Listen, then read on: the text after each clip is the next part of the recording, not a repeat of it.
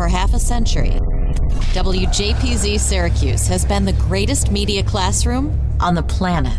We've trained students from the 1970s to the 2020s on how to run a professional radio station. But the lessons learned and relationships formed go far beyond studios and transmitters. Taking a look back through the eyes of those who experienced it. This is WJPZ at 50. Welcome to WJPZ at 50. I am John Jagay. We have had so many members of the class of 95. We finally have one from 96. He is maybe the first elected official we've had on the podcast, and I mean that in two ways. He has held public office, and he is also, as of the time of this recording, the president of the National Alumni Association of Syracuse University, Mr. Ryan McNaughton. Welcome to the show. At ease, John. Thank you for that humble intro. It's absolutely my pleasure to be with you, and thank you for doing this series. It's humbling just to listen to all of these, and I've listened to so many. And you know, it's one thing to think maybe you left a little bit of a mark, but then you listen to all the folks you've talked to, and you realize how truly insignificant you are.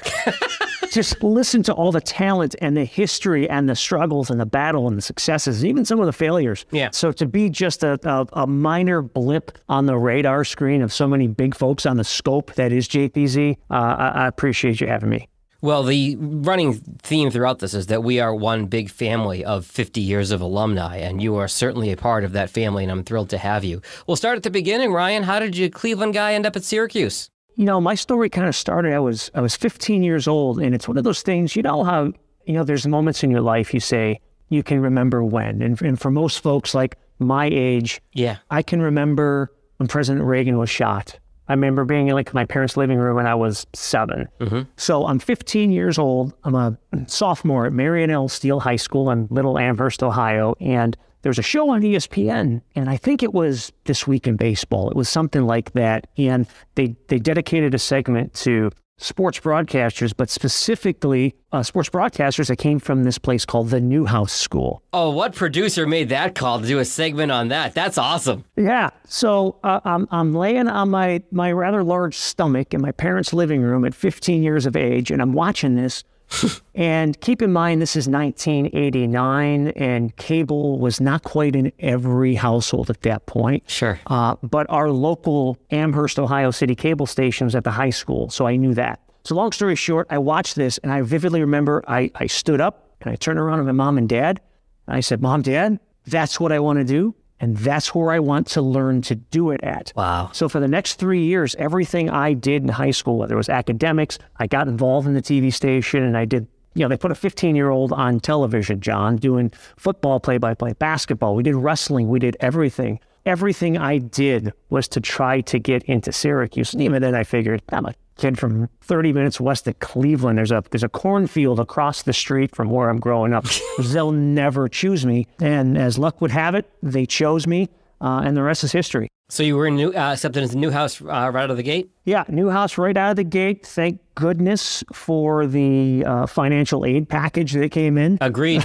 Yeah. If not for scholarships and grant and work studies, I probably would have been to one of the many fine state institutions that Ohio has. So truly some. I would have been at the University of Massachusetts Amherst. I am right there with you. I was accepted into the Scripps School at Ohio University as well. A tremendous institution. That's where I would have gone, but I am so grateful to have had the chance to go to Syracuse.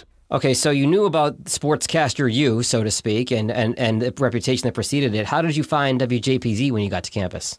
Well, I imagine it's like a lot of folks you talk to, maybe even yourself. Flyers. Yeah. I saw a flyer on campus that said, "Hey, informational meeting at HBC Monday or Tuesday night.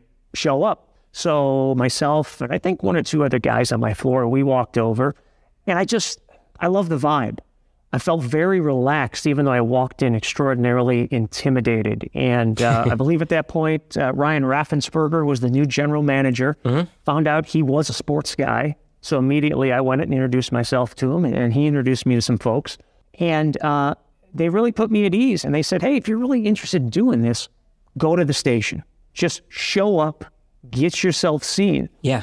Which I did. At that point, they were doing a nightly show called Sports Wrap, Monday through Friday at 11 o'clock. It was about a 10 to 15-minute show. Mm-hmm. So one of my floor mates who became one of my roommates, John Prue, good old Juice, Juice and I walked to the station, and Randy Stern is at the station preparing for sports rep. And we just kind of introduced ourselves and said, we're here to shadow you. Don't know if you know that. And he welcomed us with open arms. And probably for the next 5 to 6 weeks, we did that every weeknight. I think it was Tuesday or Wednesday.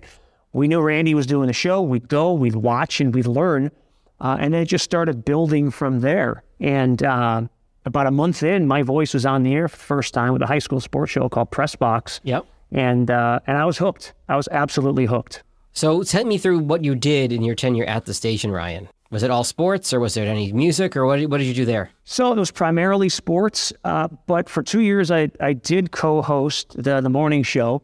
Was the Cray-Z Morning Crew. Eventually, I think it was rebranded Mad Dogs in the Morning. Oof. And there was a stretch, there was a semester, I was doing the morning show twice a week, which really was foolishness on my part, because years ago, I took a look back at some of my old transcripts. And it was very, very evident which semesters I was getting up at 5:15 a.m. twice a week, as opposed to when I was just doing, evening sportscasts and weekend sports items. But I think it made me a much better broadcaster. It made me a much better communicator as I grew older, because again, that was something that took me out of my comfort zone. I always thought, I'm going to go to Syracuse, I'm going to go to Newhouse, I'm going to be a sports guy, and I've been very happy being a sports guy.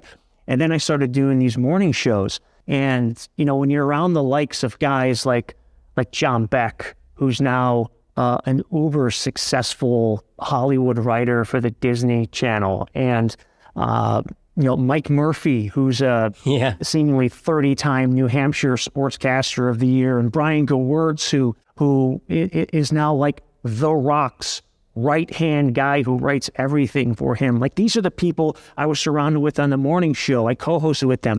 Mike Connor, who him and I just clicked early on for some inexplicable reason.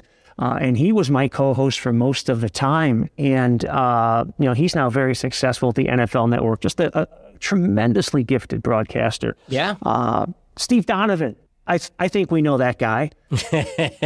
When you do 3 or 4 hours with a guy like Steve Donovan, if you walk out of that on-air booth worse, that's on you. That's not on him. The only thing that's worse is probably your jaw hurts from laughing. Exactly.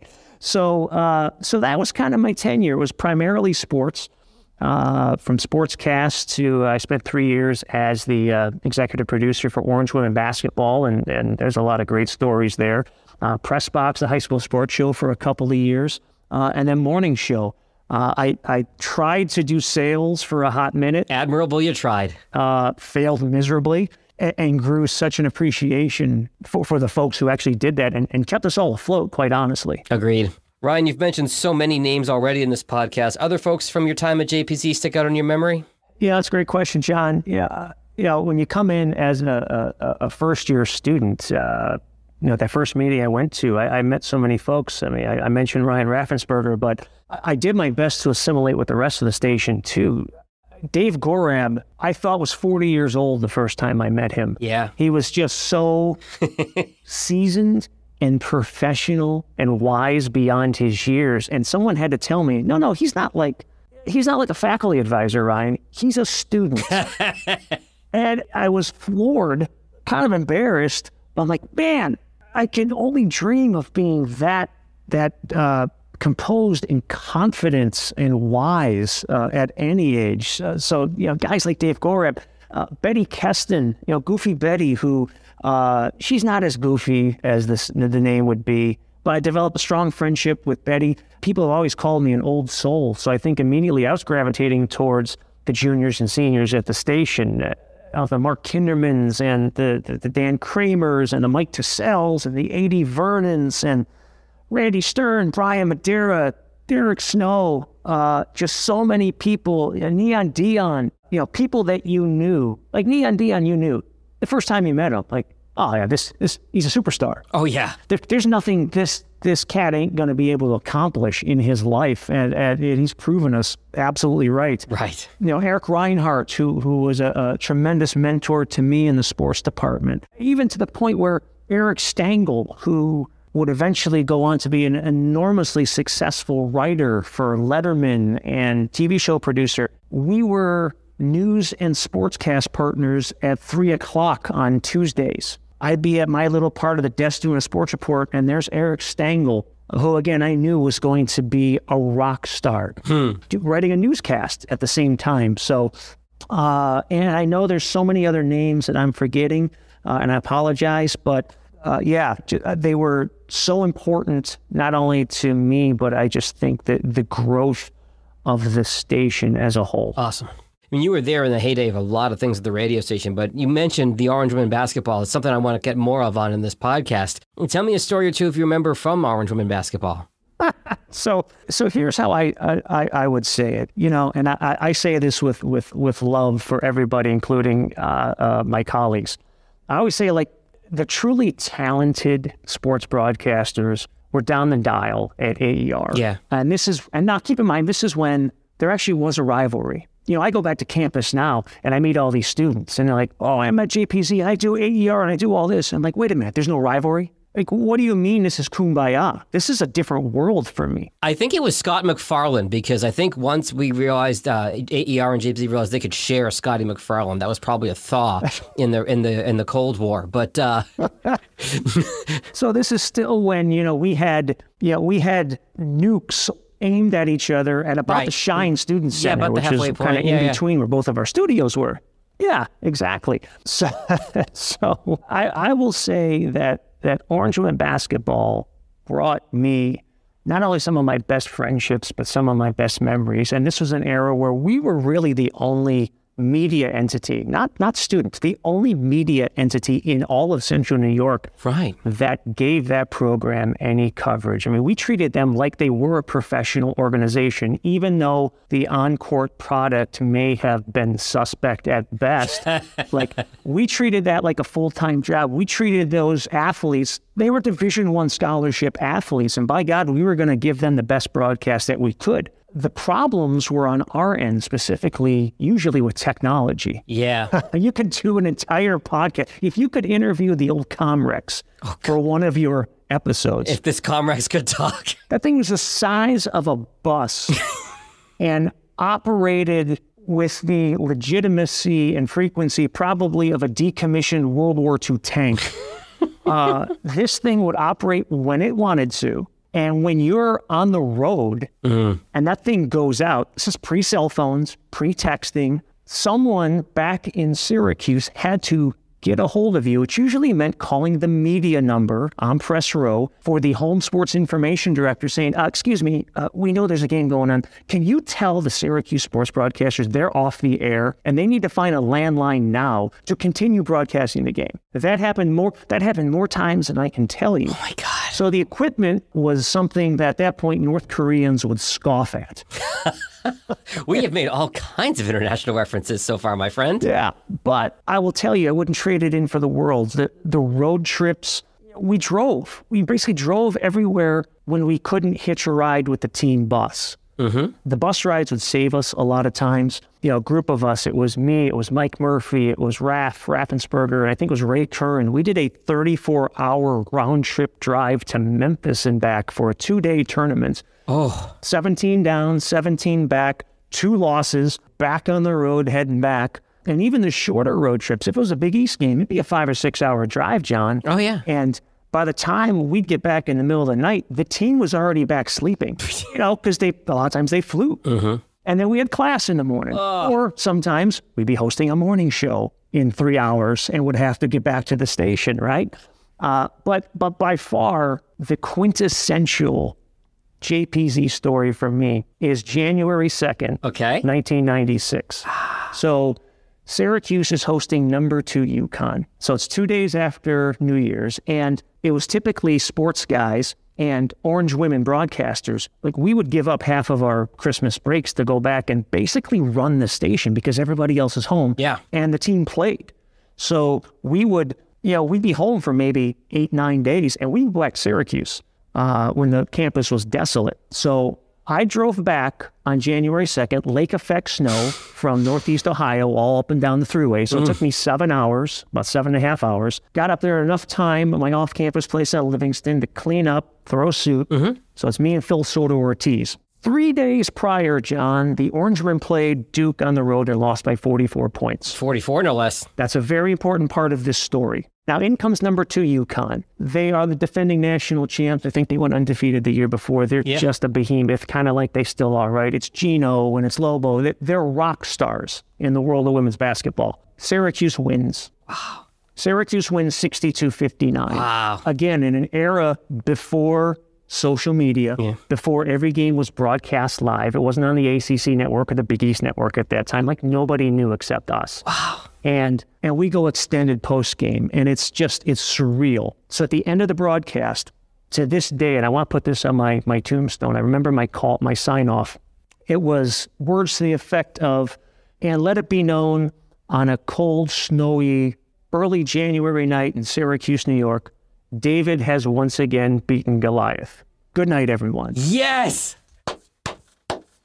So we pack up and we go back to the station, and I'm thinking, career-making demo. I'm going to get my dream Division I basketball play-by-play job out of this tape, because that was, and actually kind of still is, my dream at 48. I'd do D1 basketball tomorrow if I got the call. Sure. So we get back to the station. Again, very important. It's January 2nd. It's break.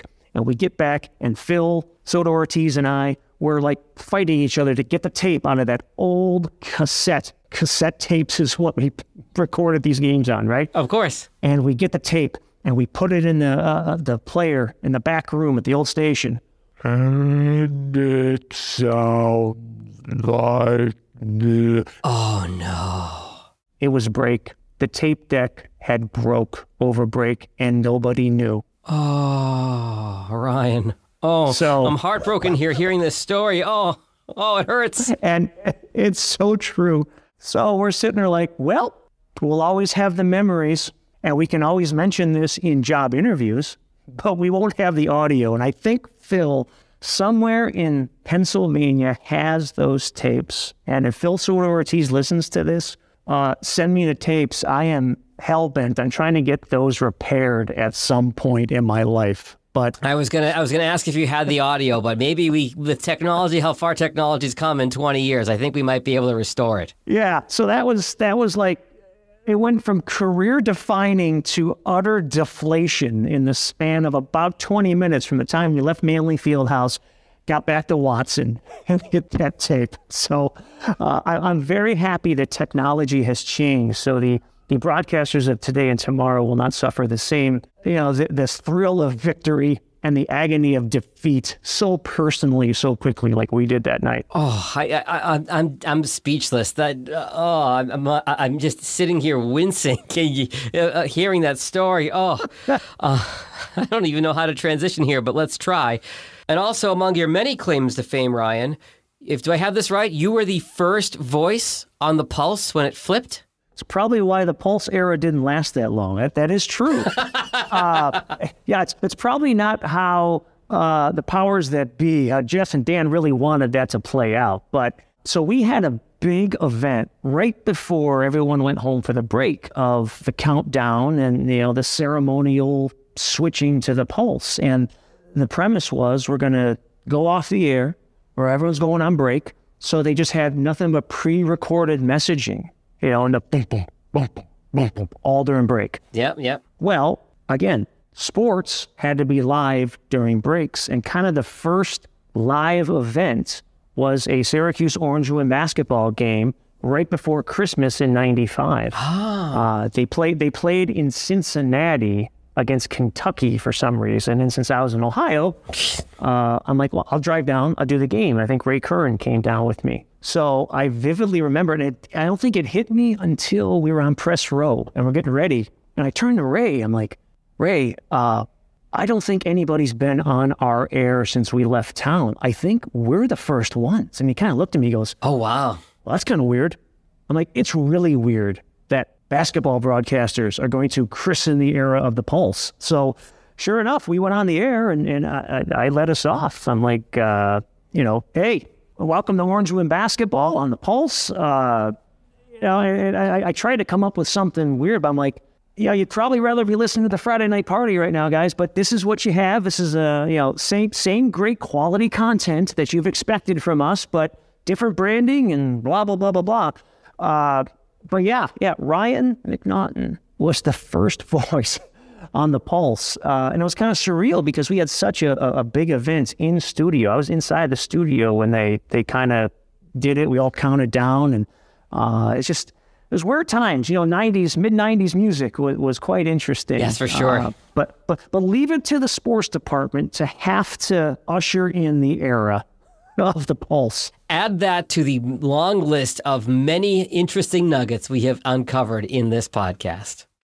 Tell me about life after Syracuse, because you have had one of the more fascinating journeys of our alumni, and you had similar beginnings as a lot of our guests, wanting to be a sportscaster, go to Syracuse, etc. But your path since has been a lot different than a lot of the guests we've had. Well, at some point when I figure out what I want to do when I grow up, I'll have more of a linear story. But I spent a good 15 years in the business. So my first full-time job in the business was up in the state of Michigan, up in a little place called Cairo, Michigan. And how I can always prove where I worked is I can use my hand. I point to my thumb and say, that's my station. And then I point to where about my index finger is. I said, but I lived in Saginaw Township. And they're like, okay, you're legit. Yep. You know what to do.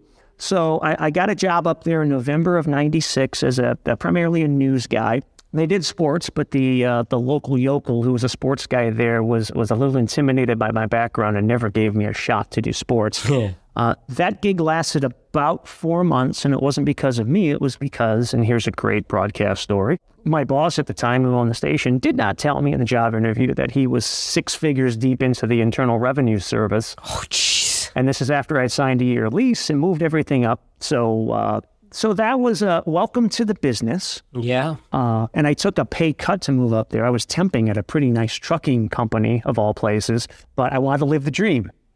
So that was part of it. So a couple months later, I'm right back home with my parents in Amherst, Ohio, trying to figure out next steps. And I interned for the Cleveland Browns. This is after they moved to Baltimore, but the NFL had awarded them a franchise. So I worked in the communications department, and they did a weekly radio show. So I was helping with some of their stuff behind the scenes, worked at a TV station at the desk. And then a buddy of mine said, hey, the 50,000-watt flamethrower in town, WTAM, they're looking for a sports guy. And he worked the board over there and said, Mike Snyder's a sports director, who I knew Mike. He's like, get him a tape. And I sent it. Didn't get a job there, but he forwarded me on to WKNR, which was the all-sports station in town. They hired me part-time, and that led to a nice 8-year run in my hometown. My goal was to work in Cleveland by the time I was 30. When I got hired full-time, I was 23, and fairly sure I was the youngest full-time radio or television sports reporter in the market. So I was ahead of the curve, and I was thrilled. So I worked at KNR for a long time. Did a national talk show for a year at the same time. And if you go up and down the dial now with sports betting so prevalent, you wouldn't think that 20 years ago it was still taboo. It was. Oh, yeah. So a guy I knew when I was doing an internet sports talk show, pre-internet boom, a guy by the name of Sean Griffin was working for a company out of Chicago he had an investor. He's like, I got an idea for you.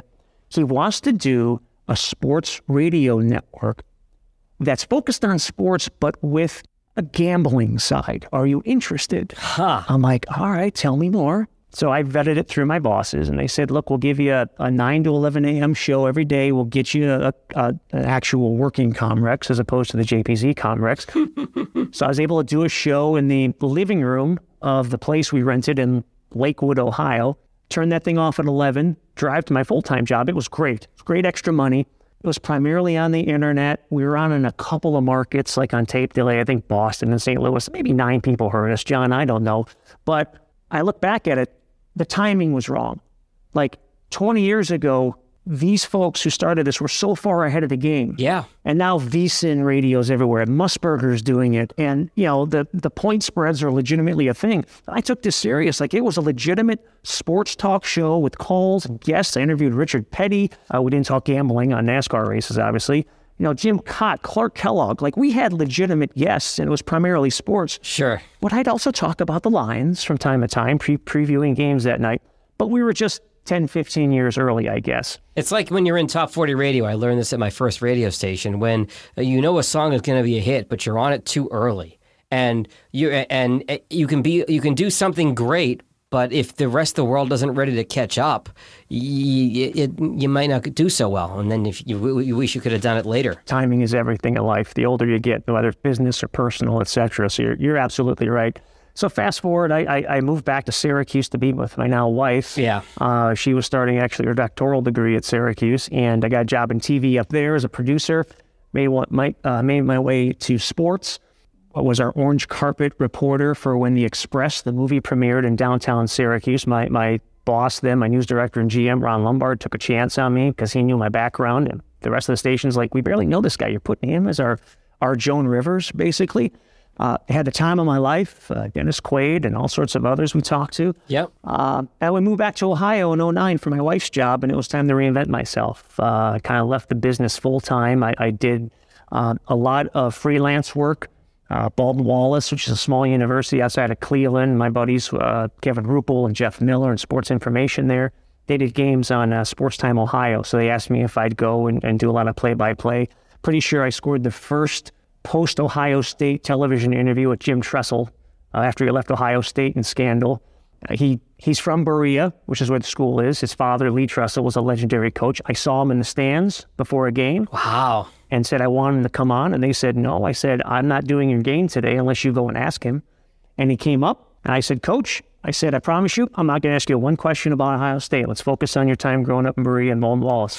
He stayed an entire quarter. So that was just fabulous, nicest guy in the world. Wow. But then I said, okay, let's get re-educated. So I got a couple of master's degrees. I worked in higher education. I've worked in the private sector. I worked in government relations for a local regional chamber. What were the master's degrees in? Counselor education, which I think every broadcaster needs.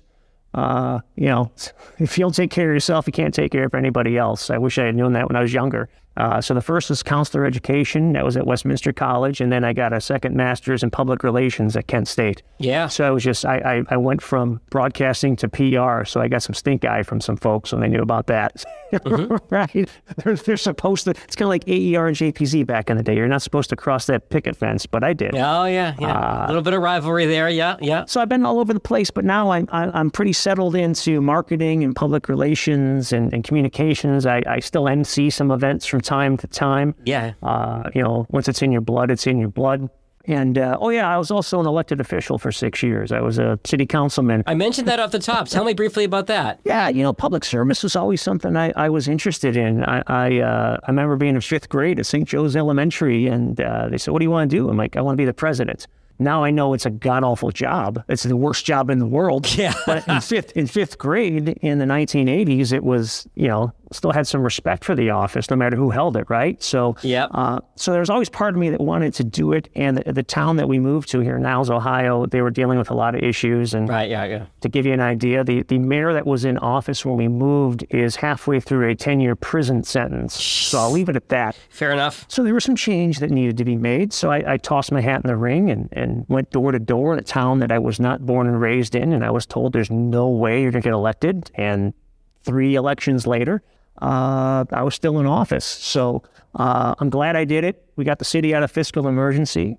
It's amazing when you do things the right way that you can fix things in life, which is what we did. It's just a good lesson to everybody. So I don't regret it for 1 second. It's tough on your family. So what was the official title? Was it a city councilor, or was it? I was a city councilman at large. So our town has 4 wards and then 3 at large. So I ran for an at large position. Okay, yeah. But I think that experience helped the local regional chamber show interest in me to do their government relations work. So I resigned a couple months before my 3rd term was up to work for them. Conflicts of interest, and I found myself in Columbus a lot, our state capital here in Ohio, just advocating legislators in the state house for funding for projects. And it all goes back, honestly, to my communications background and all that time at JPZ. We talked earlier about, not just doing sports.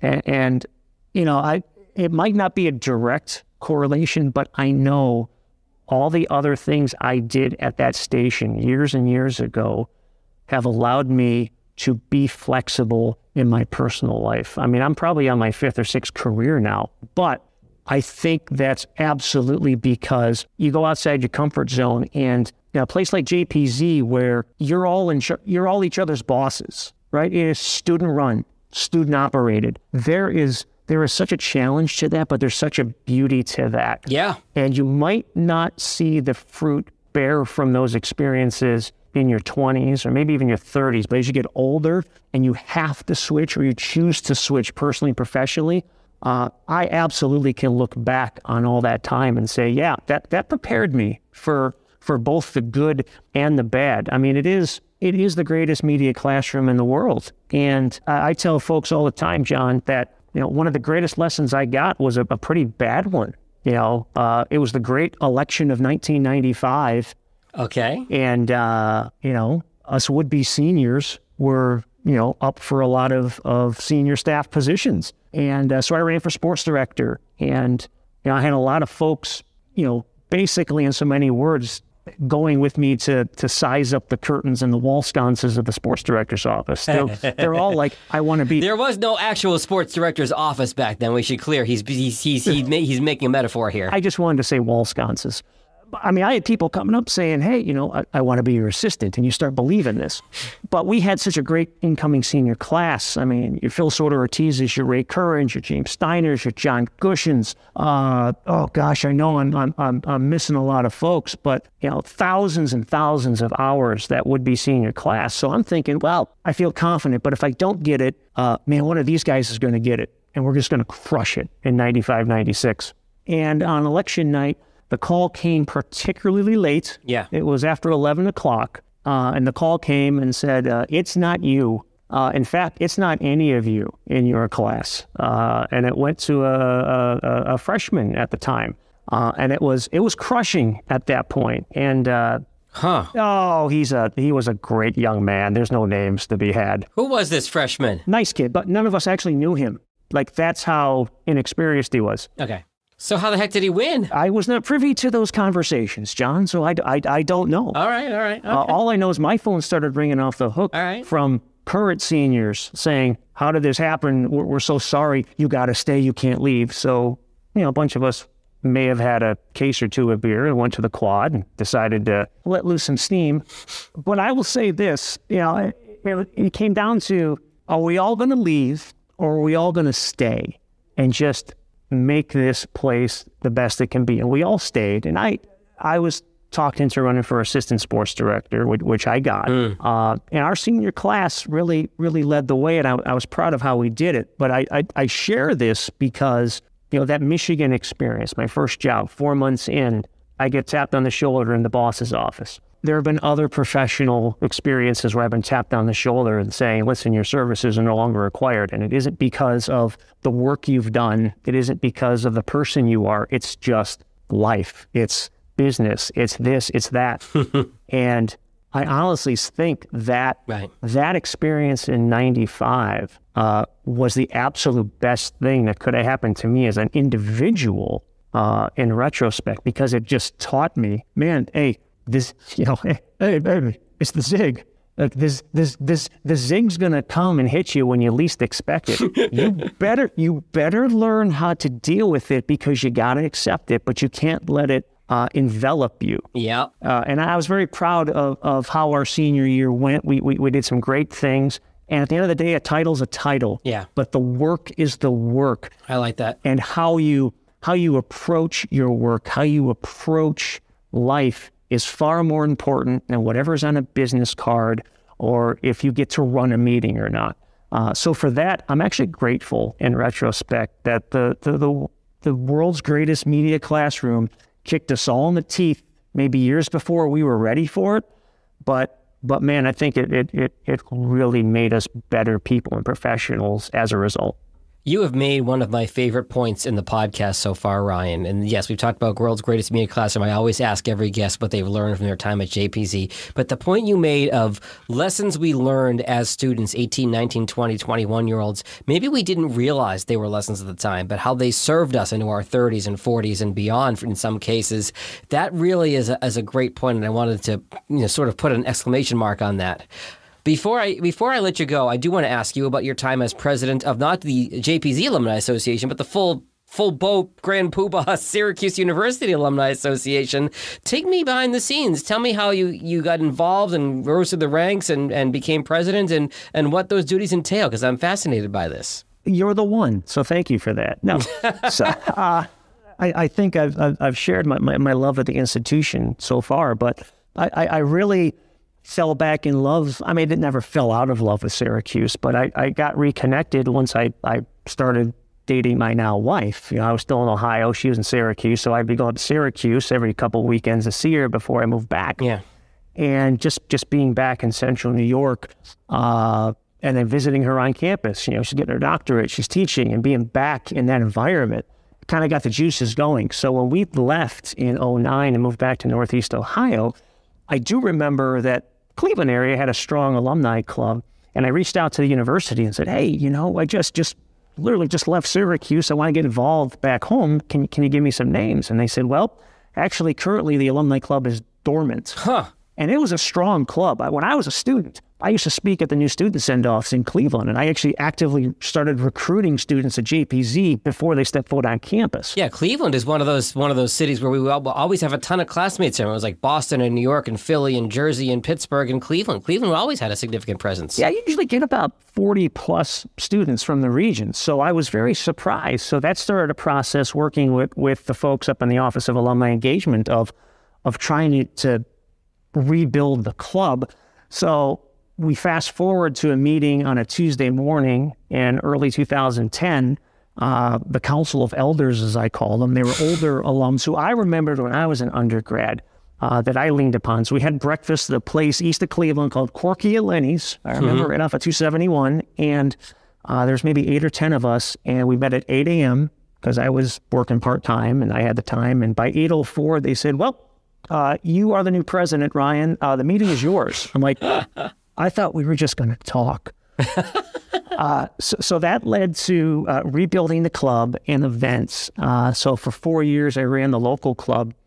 And then some folks up in Syracuse, even Mark Verone, JPZ alum class of 95, former president of the... Former podcast guest. He talked about how you and he have infiltrated the Greater Alumni Association on behalf of WJPZ. Yeah, exactly. So, a few folks approached me and said, hey, would you be interested in serving on the national board? And I already had my successor picked out in Cleveland. So I said, sure. So they brought me on. And it's two-year terms. So after my final year was approaching the end, I thought, okay, well, I've served my institution. I'm ready to move on. And they tapped me on the shoulder and said, we need a vice president. Would you be willing to stay? We're not ready for you to end yet. I'm like, sure. So I served as one of 2 vice presidents. And I said, well, the hell with it. I've stuck with it this long. I might as well dip my toe in. The wife gave me the blessing if I wanted to run. So I ran for president. And in true McNaughton fashion, of all the years, there was never more than one person who ran. I had an opponent, of course. But, I won 3 local elections here in Niles. I know how to run a campaign. So I was able to get just enough votes to be president. And it's just been the thrill and honor of a lifetime to, this might not be the face that the university wants to represent, but I hope that my voice, my passion lends itself. I look at it as being Allison Mitchell in Atlanta, she does marketing. She's on the board now. And she describes us as engagement officers. She goes, Ryan, you're the chief, you're the CEO, you're the chief engagement officer. So I kind of look at the role as trying to engage alums. I share with folks there is no contractual obligation to stay involved with the university once you graduate. Same thing with JPZ, right? There's no contractual obligation to donate to the Alumni Association, to go back to banquets, to come back and do shifts. But should something have to be written in a contract to be meaningful, to be impactful? And I say no. Wow. So I tell the story about how I feel like my life has been enriched by staying involved with the university, by being a peer, by giving back time, talent, sure, a little bit of treasure, not much, but every little bit counts. This also gets me a seat on the board of trustees, which is just insane. At the end of the day, there's influential people and me, but you get installed, and I'm in front, wearing the lovely robe and the hat and the medal they give you, and you get to speak for a few minutes. And I had a speech written, and I ripped it up because I heard a young student in a meeting earlier today to speak to the heart about how philanthropy they made him able to go to school, and the same thing happened to me, right? We talked about that financial aid package earlier. Sure, yeah. And I was an emotional wreck because I was just ad-libbing, but I was able to do that because I'm a JPZer, right? And I just told folks, I said, financial aid is why I was able to get here. My family is as blue collar as the sky is sunny on a day, right? We're the bluest of blue collar families. And for decades, I've talked about these folks who are nameless and faceless, who allowed my parents to sacrifice everything so their kid could have something. But I'm fairly certain tonight I'm standing in front of you, some folks who I've described, so I can put names and faces. So if you ever think that your time, your talent, your treasure, if they don't matter, Exhibit A, you matter. You mean the world to me. You allowed me, a small town Ohio kid, to live his dreams. That's the type of passion that I try to instill in our alumni body, to realize that it's not, you don't have to write a check. Those are great. But man, if you can hire Orange, if you can provide an internship, if you can have a conversation with someone, if you could speak to a class, just something, go to a game watch in your area just to feel the revelry that is that orange blood. You can do all of it, you can do some of it, but do something. So that's what I've tried to do. And hopefully what little legacy I can potentially leave with the office, that's what I hope to do. That is an amazing place to leave it. Thank you for your time today. Thank you for all your contributions to JPZ and to Syracuse University as a whole. And let's see if we can get that Syracuse UConn tape restored. We need to make sure we have that for history. Thanks, Ryan. Thank you for everything, John. Go Orange, go JPZ. The WJPZ at 50 podcast is created entirely by the staff and alumni of the world's greatest media classroom. It's hosted by John Jag Gay, class of 2002. Editing help from James Bames Grundy III, class of 2020. Imaging by Maureen Cooper, class of 1999. And Ed Lacombe, class of 1985. Podcast artwork by Marty Dundix, class of 2001. Follow WJPZ at 50 on Apple Podcasts, Spotify, YouTube, or wherever you're listening right now.